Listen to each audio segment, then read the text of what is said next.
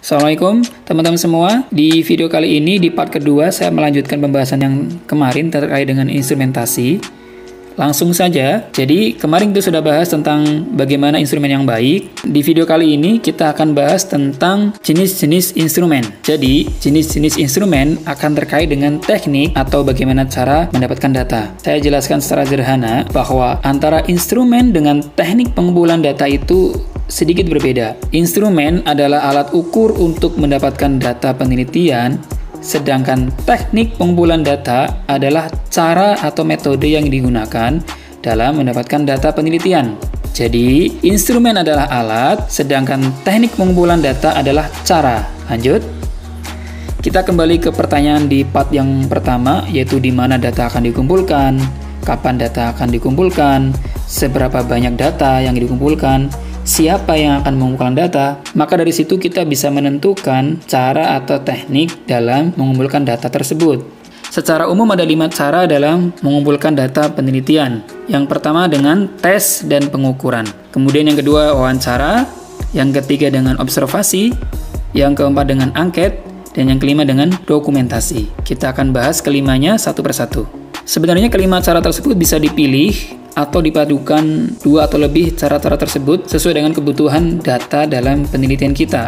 Yang pertama, kita bahas tes dan pengukuran. Istilah tes dan pengukuran biasanya lekat dengan istilah evaluasi. Jadi, yang dimaksud dengan tes dan pengukuran di sini adalah cara mengumpulkan data penelitian dengan melakukan evaluasi terhadap sampel penelitian menggunakan sebuah alat tes tertentu. Alat tersebut bisa jadi berbentuk soal tertulis seperti UTS UAS, atau bisa juga dengan berbentuk performance test seperti tes kebugaran, tes kondisi fisik, dan sejenisnya. Alat atau tes yang digunakan harus valid sebagaimana sudah kita bahas di video sebelumnya. Yang kedua adalah wawancara. Wawancara sering juga disebut dengan interview, yaitu proses pengumpulan informasi dengan melakukan tanya jawab.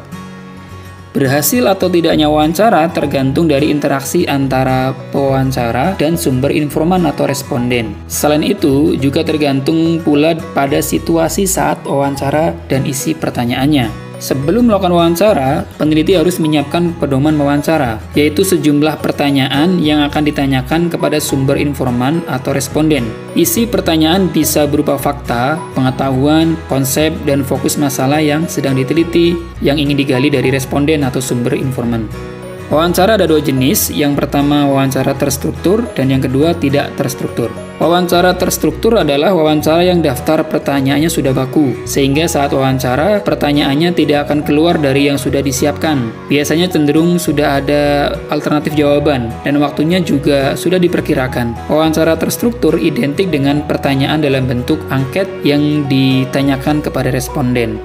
Berikut ini contoh pedoman wawancara terstruktur, yaitu tentang aktivitas fisik. Jadi, angket ini sebaiknya dilakukan pengisiannya dengan cara mewawancarai responden, bukan langsung disebar begitu. Jadi, sebaiknya dilakukan dengan wawancara sehingga isiannya presisi karena daftar pertanyaannya cukup rumit dan membutuhkan konfirmasi langsung. Yang kedua, wawancara tidak terstruktur, yaitu wawancara yang bentuk pertanyaannya fleksibel, jawabannya terbuka, dan waktunya relatif panjang biasanya. Pertanyaan bisa berkembang di lapangan saat wawancara, apalagi ketika peneliti ingin melakukan pendalaman terhadap masalah. Jawaban responden bisa jadi panjang dan meluas karena bersifat opini, pandangan, atau pengalaman terhadap sesuatu. Di sini peneliti harus cermat dan fokus agar tidak terbawa arus pembicaraan responden.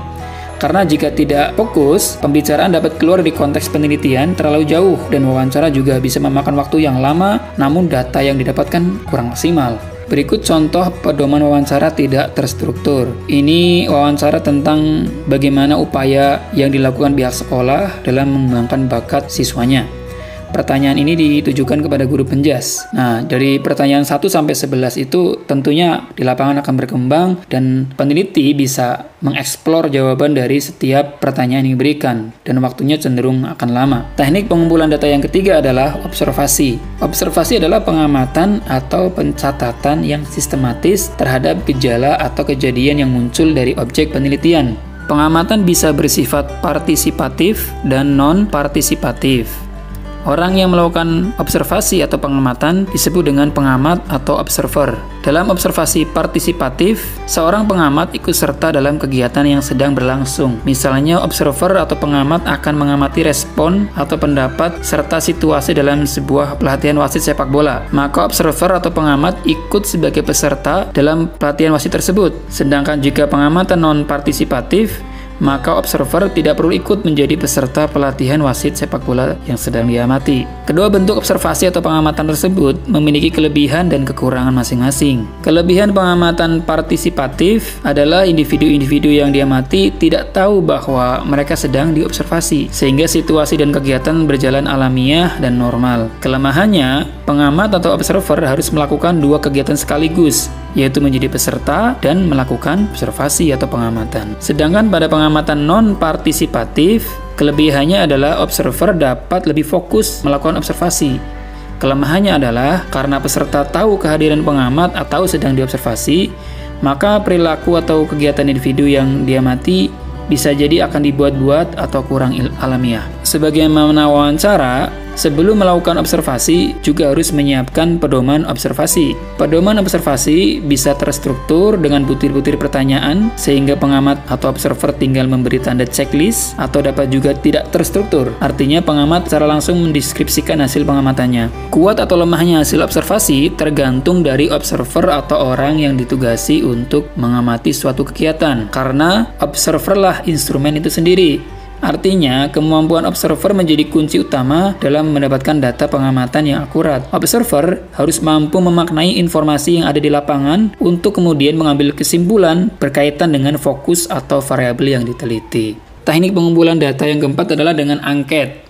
Angket sering disebut juga dengan kuesioner, yaitu serangkaian pertanyaan yang digunakan untuk mengungkap informasi, baik fakta maupun pendapat dari subjek penelitian. Angket dapat berbentuk pertanyaan atau juga dalam bentuk pernyataan. Angket ada yang berupa pertanyaan atau pernyataan untuk mengungkap fakta yang sudah diketahui subjek, misalnya jenis olahraga apa yang paling Anda sukai. Ada juga angket yang berupa skala psikologis yang berisi konsep tentang suatu hal yang diteliti dan biasanya berbentuk skala. Misalnya ada pertanyaan, olahraga sangat menyenangkan bagi Anda.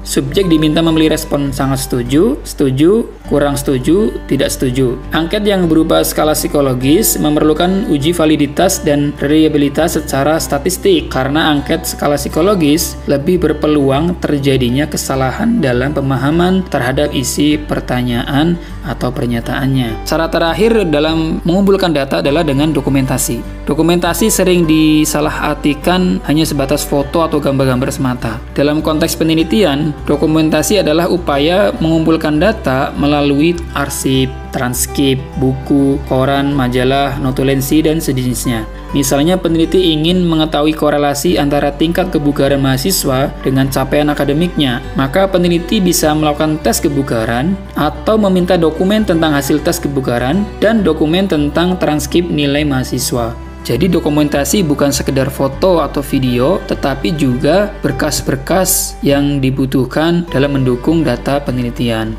Demikian teman-teman pembahasan tentang instrumen. Di video selanjutnya insya Allah kita akan bahas tentang bagaimana cara menyusun sebuah instrumen dari awal atau hanya sekedar memvalidasi ulang sebuah instrumen.